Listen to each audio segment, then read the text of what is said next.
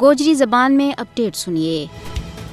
بھارت کے زیر تسلط جموں کشمیر میں غاصب بھارتی فوج کو ظلم و جبر، غیر قانونی حراست، قتل و غارت گری، املاک کی تباہی، چھاپا محاصرہ، تلاشیوں اور عزتوں کی پامالی بدستور جاری ہے۔ اونتے بھارتی غاصب حکومت نے SIA، ED اور NIA جیسی خوفناک تحقیقاتی ایجنسیوں کی ایک ایسی کھیپ تیار کی ہے جڑی ریاست کا چپا چپا ور کھلار چھڑی ہے، اور وہ روزانہ کی بنیاد پر بے گناہ لوگوں کا گھراں پر چھاپا مار کے گھراں کی پان توڑ اور بسنی کا نہ ہراساں کر رہے ہیں۔ تلاشی کے بہانے لوگوں کی تذلیل و تحقیر کی جا رہی ہے اور بے گناہ لوگوں نے شک کی بنیاد پر گرفتار کر کے پس سے دیواریں زندہ کیے جا رہے ہیں۔ حریت رہنماواں، انسانی حقوق کا محافظاں، وکلاء، اساتذہ کرام اور صحافیوں کی ایک بڑی تعداد نہ گرفتاری تو بعد کشمیر اور بھارت کی جیلوں میں پابند سلاسل کیے ہوا ہے، حتیٰ کہ علماء کرام اور طلبہ و طالبات نام بھی نہیں بخشے جا رہے ہو۔ 5000 تو زیادہ کشمیری اس ویلے بھی ناکردہ جرائم کی سزا بھارتی جیلوں میں کٹ رہے ہیں۔ بھارت خوفناک تحقیقاتی ایجنسیاں